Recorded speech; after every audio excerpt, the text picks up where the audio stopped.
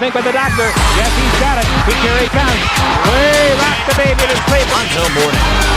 Ewing. Oh, wow. He's going to try to get one more shot off for him. Push the buzzer.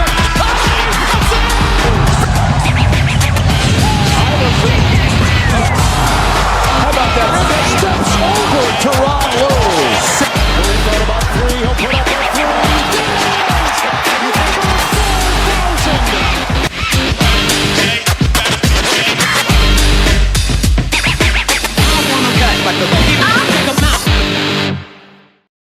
Ladies and gentlemen, boys and girls, children of all ages, Boom Broadcaster presents 3 from Deep. I'm your host, Jason Calenzo. Welcome to the show, everybody. How you guys doing today? Happy Monday. Here we are, dead into June, halfway through the year. We're 2 games into the NBA Finals. Great time in sports.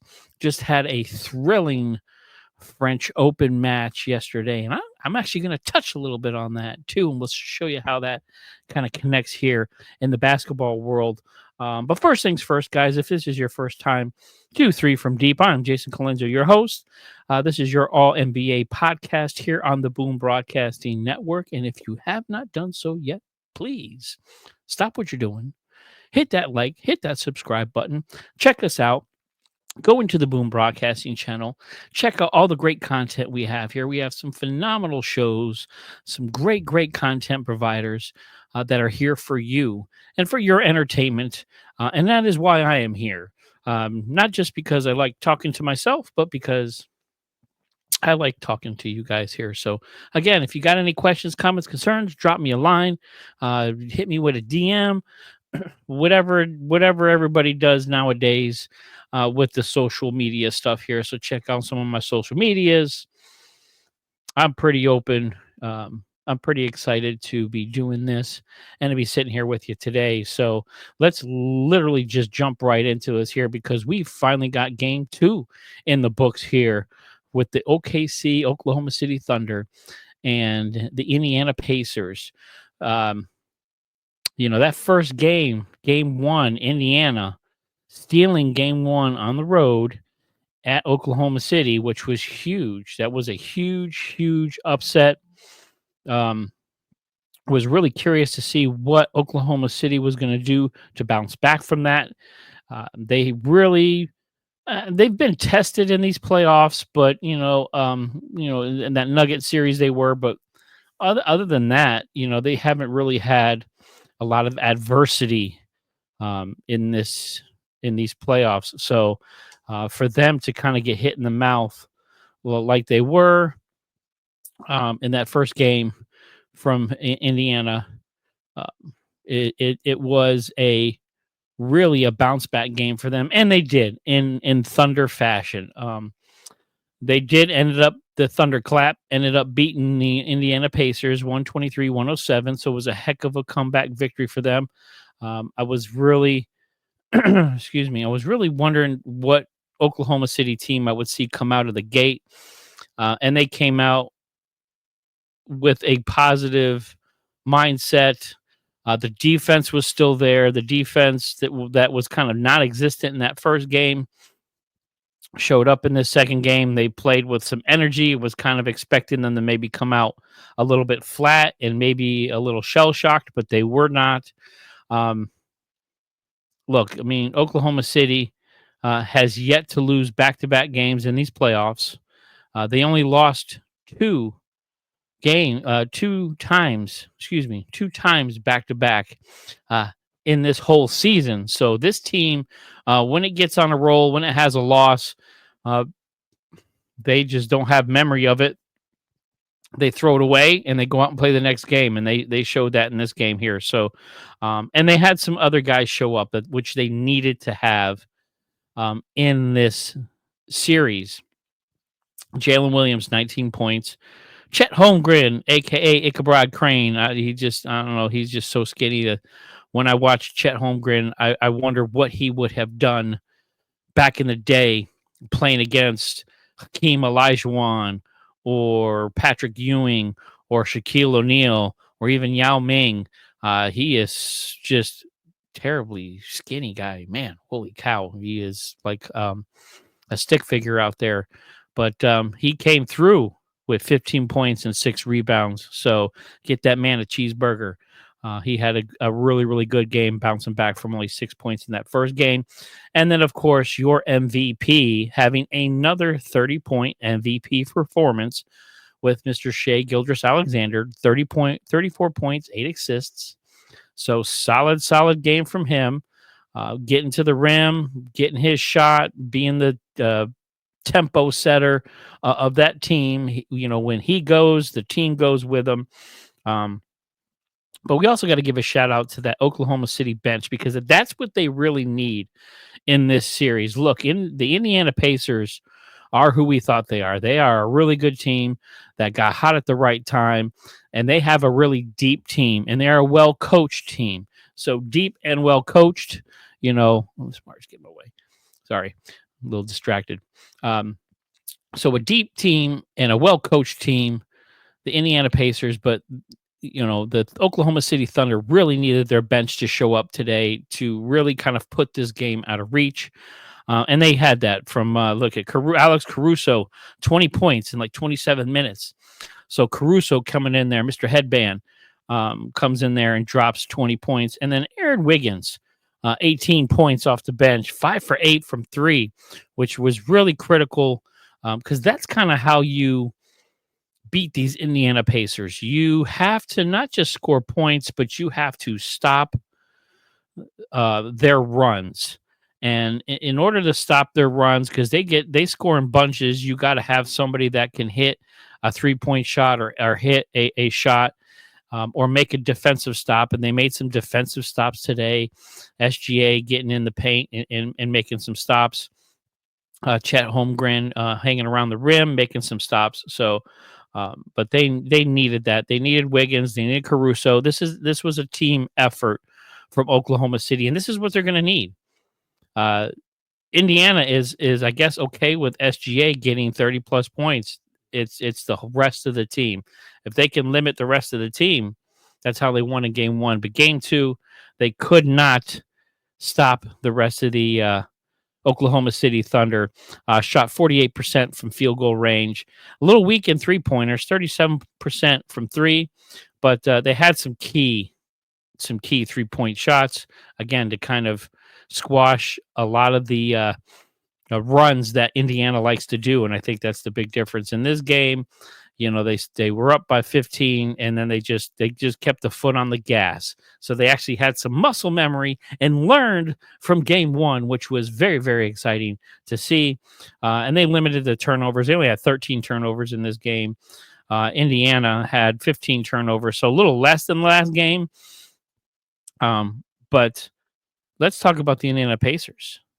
They kind of disappeared in this game a little bit, and especially one Tyrese Haliburton, who had 17 quiet points. Really was not effective at all in this game. He scored his points really when they really didn't matter. Wasn't really part of the game, was on the bench a lot. So all this talk about Tyrese Haliburton being a superstar, tempo, stop. He's Robert Horry, guys. He's, he can make a shot in clutch time when they're close at the end of the game, but he is not a 30-plus point scorer. He's not the guy that everybody wants him to be. And that's okay, because that's how this team is constructed. This team is so deep with Pascal Siakam, with Turner, all those guys, Nebhard, and they are a deep team, and then Connell coming off the bench and Matherin coming off the bench. So they are such a deep team. They don't need one guy to score 30 points. They just need everybody to be involved. In this game, they were a little bit quiet. So Haliburton, 17 points, Turner, 16 points, Siakam, 15 points and 7 rebounds. They shot 44% from field goal and 35% from 3. So a little weak in the 3, because they are the number 1 3-point shooting team in the playoffs right now. These Indiana Pacers, and that's how they get those bunches, and that's how they get some of those scores and really start the comebacks. But could not come back in this game. They were outmatched. The Thunder really showed up and played Thunder basketball. The Thunderdome was rocking, of course, so it's hard to win in that arena. So it is going to be interesting to see what happens in Game 3 here Wednesday night, Game 3 at 8:30. Going back to Indiana, the Indiana Pacers like to hang around. They did not hang around in this game, and they kind of let it get away from them.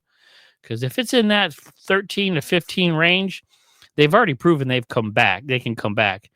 Just wasn't able to do that in this game here because they got outpaced. And it's hard to outpace the Pacers. But we'll see. Big win for Oklahoma City. They could not drop back-to-back games to Indiana. So this was an important game. I think the Thunder got their groove back. This is going to translate into the next few games here for Oklahoma City. Can they take this on the road and continue this dominant run against a really good Indiana Pacers team? We're going to see because this playoffs, some of these series, you think, okay, we had this scripted, Oklahoma City is supposed to do this, this, and this. And then, game one kind of flipped the script and made everybody go, wow, okay, well, maybe Indiana does have a chance. And now game two, well, maybe Indiana is going to get blown out the next 3 games. It'll be interesting to see. I still have this going 5. I think Oklahoma City is just too strong of a team. Shai Gilgeous-Alexander is a leader on that team. And when he goes, they go. So him dropping 30-plus points, it's hard to beat them because then it just means the rest of that team is going to follow his lead. Indiana, Haliburton, your leader, I don't know. I can't say he's even the leader of that team. I still think it's Pascal Siakam. I think that team runs better through him. He has the playoff experience. He has the championship, from his play in Toronto. I just think he's a more consistent basketball player. Tyrese Haliburton has been insane in these playoffs. Again, he has been big shot Hallie in these playoffs with some of the last second shots and some of the clutch shots he has made. But, you can't be a one-trick pony in the playoffs. You have to do more. And right now, the only way the Indiana Pacers are going to end up beating, these Oklahoma City Thunder at all, it is going to be if Tyrese Haliburton is aggressive and goes out there and gets that team behind him and shows the depth of that bench. But it was a pretty weak performance coming off a stellar game 1. So we'll see what happens again, guys. Game 3, Wednesday night in Indiana, playing at home. So we're going to see what happens. Which teams show up? Is it going to be this OKC team shows up? Is it going to be game 1 Indiana Pacers show up? It's just you can't. It's hard to call these games right now, which is crazy. And then one of the things I wanted to talk about here, I was talking back and forth with the Boom Broadcasting family before this series even started, and I kind of said that unfortunately this is probably going to be one of the least watched NBA playoff series finals in the past 20 years. And in fact, it was longer than that. So this was the lowest rated. Game 1 was the lowest rated NBA Finals first game since 1988. So very disappointed that people aren't watching because these are 2 good teams, man. This is the NBA right now. The NBA is not dominated by the larger markets. You look at a lot of the teams that were, in the playoffs, you had some small market teams. I don't consider Denver a large market. So you had Denver in there, LA was in it, but they got bounced early. Of course, my Knicks were in it, but then, they got bounced. Unfortunately, Boston had some injury issues and then they got bounced. So your big market teams were out, but then you had, Indiana, you had Milwaukee, which was still in the playoffs. You had Miami is still in the playoffs. And I guess Orlando, and I guess you would consider those guys small market teams. So, right now, in the NBA, you have a lot of really good small market teams, and unfortunately, that doesn't mean viewership. And it's unfortunate because Shea Gilgeous-Alexander and Oklahoma City Thunder are having a phenomenal run. 68 wins in the season. Now, a 3 wins away from an NBA championship, SGA, the MVP of the league, and nobody's watching unless you're an Oklahoma City fan, unless you're a Indiana Pacer fan, or unless you're a true basketball fan, which, guys, I am. I will watch just about anything at any time. I do love watching the NBA. It is just a shame that these two teams are not sexy enough for the masses.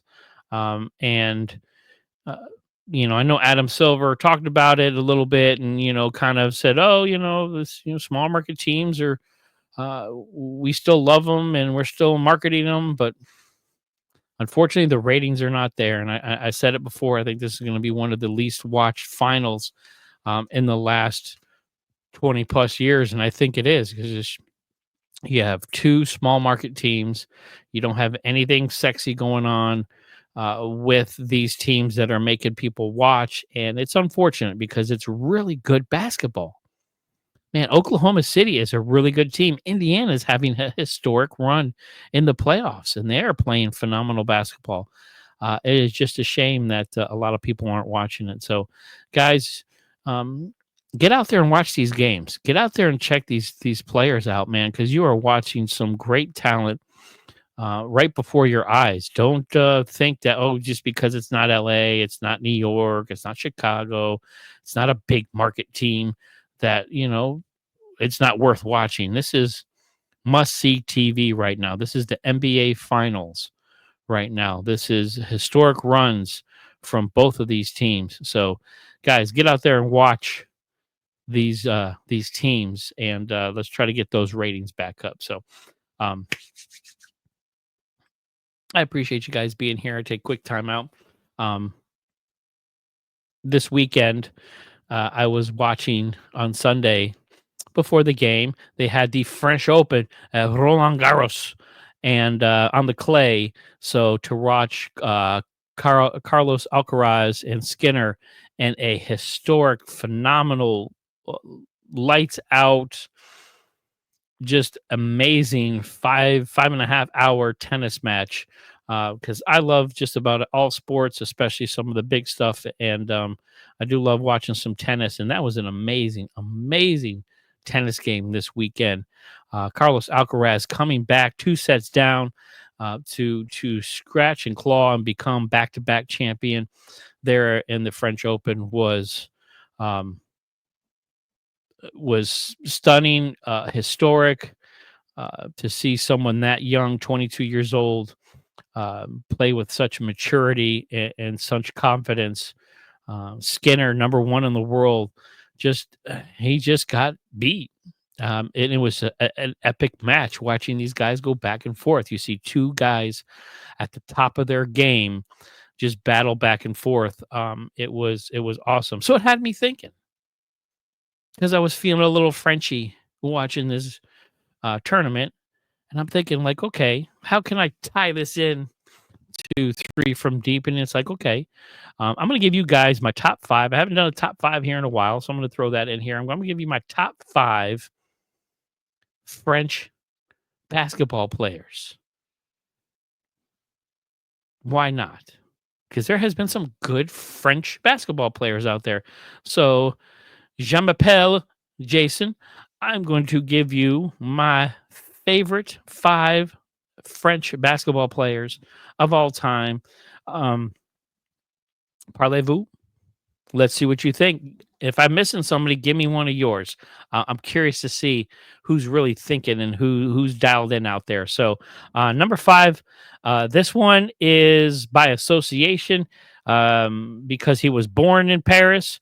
But I'm going to go Dominique Wilkins, number 5. Yes, Dominique Wilkins was born in Paris, France. So, even though he's an American citizen, he was born in in France. So I'm going to take that on a technicality because I love me, the human highlight reel, Mr. Dominique Wilkins. That's when the dunk contest was the dunk contest. That's, when he went against Jordan was unbelievable. Some great television right there, some great entertainment. And you saw just history being made when him and Michael Jordan were on the court, dueling it out there. But Dominique Wilkins, my number 5, born in France, so I'm going to take it. That makes you French. Number 4, Victor Wembanyama, new to the league, so he's cracking the top 5 because Wemby is that. He is a phenomenal talent. Knock on wood. I just hope he stays healthy. Started out with the Spurs in 2023, but was a pivotal part of the French team. Coming over here, bringing a lot of excitement to the NBA. Again, the NBA is not just an American sport, guys. It is worldwide. There are some phenomenal world players out there, and I know they've been talking a lot about redoing the all-star game and having it the USA versus the world, which I think that's really kind of gaining some traction right now. So we'll see if that happens next year, because they got to do something to save the all-star game and all-star weekend for the NBA, because it is a mess. The ship be sinking. So can the NBA save the all-star game by using the USA versus the world kind of format? So I like that a little better than whatever the heck tournament fiasco they had this year. So Victor Wembanyama, a.k.a. Wemby, a.k.a. the Parisian Pillar. I'm trying to get that out there because I think he needs a sexier nickname than just Wemby. I think it's just boring. He sounds like a kid's cartoon character, Wemby, like he's a big stuffed something. So Parisian Pillar, guys, throw it out there, start milling it around. Let's see if we can get that some traction here. So I appreciate it.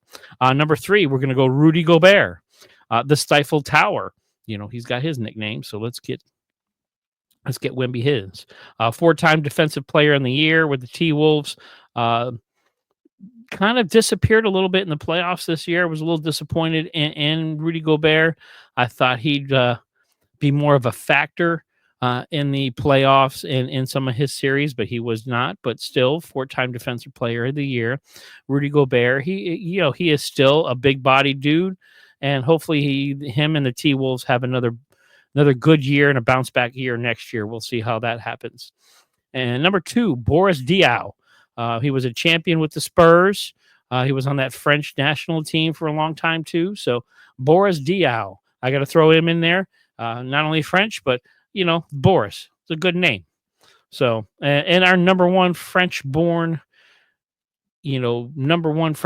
player is going to be Mr. Tony Parker, 4-time champion with the San Antonio Spurs, integral in that whole San Antonio.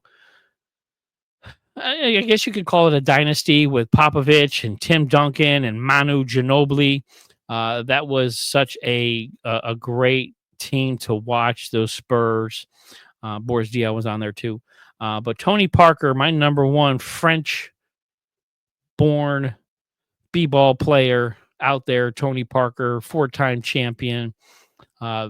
Just an amazing player. And the guys, again, the world plays basketball. It is no longer just an American sport. And we'll talk about that here in a second, a little thing I want to drop too. But getting back into the swing of things here. But let me know if I missed somebody.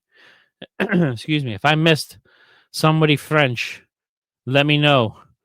Drop me a line and let me know who I missed there. But before game 2 of the NBA Finals, Don Nelson, a.k.a. Nelly, was awarded the Chuck Daly Lifetime Achievement Award for coaching. So congratulations to Don Nelson, a.k.a. Nelly, a Hall of Fame coach, 3-time Coach of the Year. In 2010, he retired as the all-time wins leader with 1335. until in 2022 when Popovich passed him to be the all-time leader. But Don Nelson, one of the greatest basketball coaches in this game, 31 years as an NBA coach, been to the playoffs 18 times.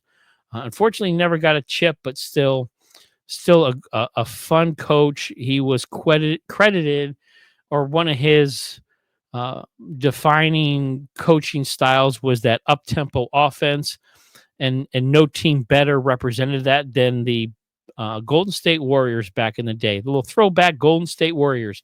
They called them the Run TMC Golden State Warriors that had Tim Hardaway, Mitch Richmond, and Chris Mullin on that team. So guys, check that out. Those Golden State Warriors, Run TMC, with Hardaway, Richmond, and Mullin. But Don Nelson, great coach. Awesome award to get. Chuck Daly, one of the greatest coaches of all time. So to get that Lifetime Achievement Award, duly deserved.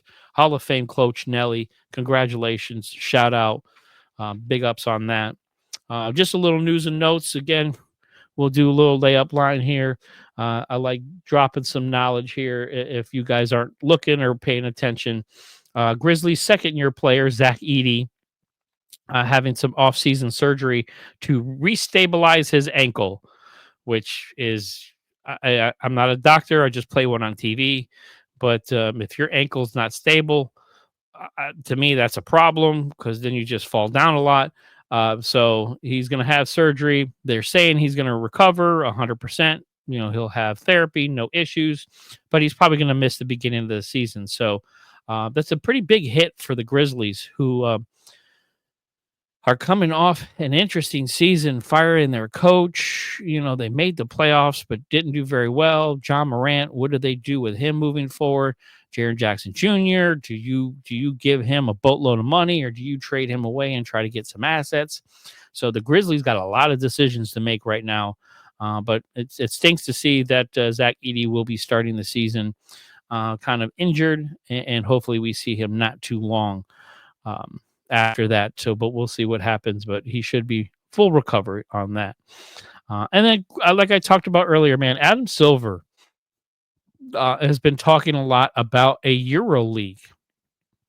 It looks like the NBA and FIBA want to kind of start a new league over in Europe. They want 16 teams. Feels like they're about a couple of years away from either starting or having something set in stone. But, again, the NBA is a global game. So it is exciting to see this game grow. It is exciting to see new talent come in here. We have tons of foreign players who are not American that are just phenomenal talents. Luka Doncic, Nikola Jokic, the best player in the world right now, Nikola Jokic.